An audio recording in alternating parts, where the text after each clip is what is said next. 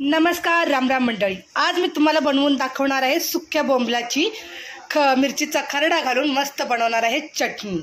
तर आज आईला खवटलं, आई बोली की बनव तू तुझ्या हाताने मस्त मस्त बोंबलाची चटणी। पण आईला आहे ना कांदा टमाटर नाही पाहिजे, फक्त मिरचीचा खरडा टाकून आईला मी काढून घेणार आहे, नंतर कांदा टमाटर टाकून सगळ्यांसाठी बनवणार आहे। तर चला माझ्या पद्धतीने बनवणार आहे सुक्या बोंबलाची चटणी। तर या मंडळी नक्की बघा, जेवायला या। तवा गरम करायला ठेवलेला आहे। तर सगळ्यात पहिले आपण हे सुके बोंबील असे भाजून घेऊया, कारण भाजल्यानंतर आहे ना ह्याच्यातलं जो काही असतं, काय म्हणतात गाई, हां म्हणजे भाजून घेतल्यानंतर ना स्वच्छ धुता येतं, चांगलं निघतात बोंबील, त्याच्यामुळे हलकं हलकं भाजून घ्यायचं असते। चला आता आपण भाजून घेऊया। बर, हलकं हलकं भाजायचं, जास्त करपवायचं वगैरे नाही, नॉर्मल फक्त भाजून घ्यायचं आहे आपल्याला। बोंबील हलके हलके भाजून झालेले आहेत। तर आता मी हे बोंबील काढून घेते एका पातेल्यामध्ये। मग पातेल्यामध्ये काढून घेतल्यानंतर आपण हे धुवून घ्यायचे। बोंबील घेतले काढून, आता आपण हिरवी मिरची भाजून घेऊया। पहिली सुकीच मिरची भाजायची आहे। तर आता बघा असं प्रेस करायचं आणि व्यवस्थित अशी ही मिरची पहिली भाजून घ्यायची सुकीच, नंतर त्याच्यामध्ये तेल घालायचं आहे।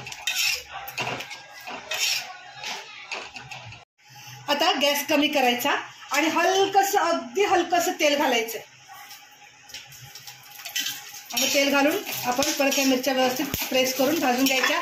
खरपूस अशा डाग पडले पाहिजेत मिरचीला, अशा मिरच्या भाजायच्यात। आणि खरडा बनवण्यासाठी किंवा ठेचा बनवण्यासाठी पण अशीच मिरची भाजून घ्यायची।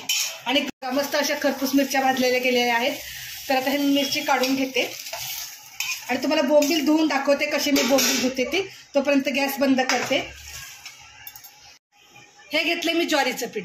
तुमच्याकडे ज्वारीचं पीठ नसेल तर बाजरी, नाचणी, कुठल्याही गव्हाचं पीठ असेल, तांदळाचं पीठ असेल तर पिठाने धुवायचं, म्हणजे त्याचा वशाळ वास सगळा निघून जात असतो आणि खायला चवीला चटणी म्हणा किंवा कालवण म्हणा खूप भारी लागतं। तर आता बघा ह्यात पाणी घालून मी स्वच्छ धुवून घेते। तर बघा हां, अजून थोडंसं पाणी घालते मी, म्हणजे खळखळून धुवायचं अशी आई म्हणते। असं म्हणतात ना, ज्याची आई सुगरण त्यांच्या लेकी पण सुगरण।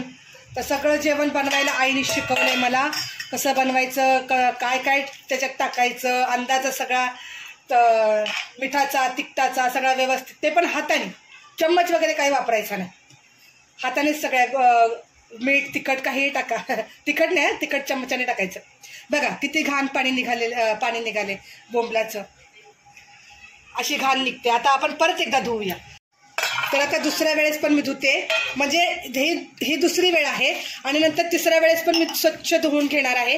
म्हणजे 2-4 वेळा जर आपण स्वच्छ पाण्याने धुतलं तर त्याचा वशाळ वास निघून जातो आणि खायला चवीला छान लागतं, म्हणजे आपल्याला मन पण होतं खाण्यासाठी। बघा असं पाणी निघतं। अजून एकदा दोनदा मी धुवून घेणार आहे। बघा 4 वेळा मी धुवून घेतले, किती छान बोंबील निघालेत, एकदम चिकने चिकने।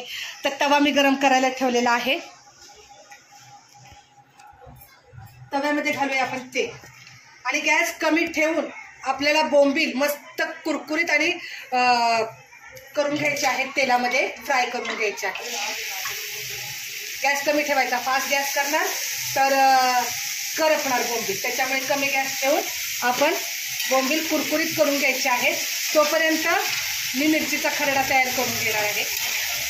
हे बघा आता हे मिरचीचा खरड्यामध्ये मी घालणार आहे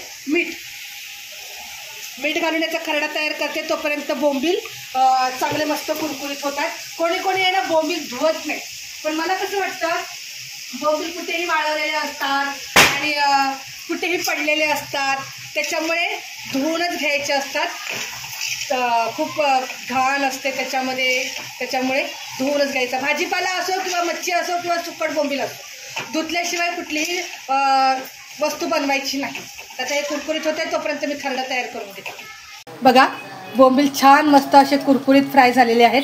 आता एका प्लेटमध्ये मी काढून घेते आणि थंड झाल्यानंतर ह्याला थोडं उकळामध्ये आबडधोबड, म्हणजे अर्धवट आपल्याला हे कुटून घ्यायचे आहे।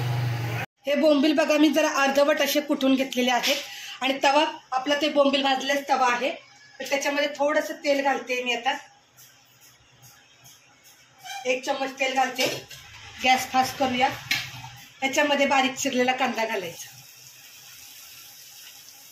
अशी बोंबलाची चटणी जर बनवली तर डाळ भातासोबत अप्रतिम लागते. खाण्यासाठी खूप भारी मस्त. ज्वारीच्या भाकरीसोबत खा, डाळ भातासोबत तुम्ही खा, आणखीन खूप भारी लागते बरं. अशी सुक्या बोंबलाची चटणी तुम्हाला आवडेल, नक्की बघा तुम्ही करून घरी. पण बोंबील धुतल्याशिवाय बनवू नका बरं.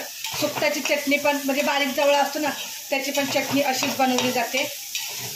कांदा चांगला आपण लाल करून घेऊया. आणि बघा इथे जे आहे बोंबील, ह्यात फक्त मिरचीचा खरडा घालून आईसाठी वेगळं कुटून घेतले. तिला कांदा टमाटर नकोय म्हणून, बाकीच्यासाठी कांदा टमाटर घालते.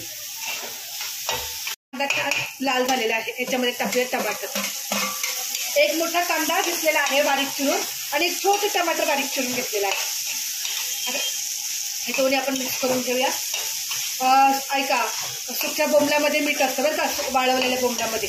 आणि मिरचीच्या खरड्यामध्ये पण आपण मीठ घातलेलं, त्याच्यामुळे आता मीठ घालायची गरज नाही. हे झालं की याच्यात घालूया आपण हे सुके बोंबील आणि हा मिरचीचा खरडा. मीठ घालायचं नाही आता हे सगळं एक जीव करून घ्यायचं. पूर्ण मसाला त्या बोंबलामध्ये मिक्स झाला पाहिजे. ही झाली आपली सुक्या बोंबल्याची चटणी हिरव्या मिरच्याचा खरडा घालून. आणि आता चला तुम्हाला थाळी मी बनवून दाखवते. तर मी ही सुक्या बोंबल्याची चटणी बनवलेली आहे. याची रेसिपी तुम्हाला कशी वाटली मला कमेंट करा.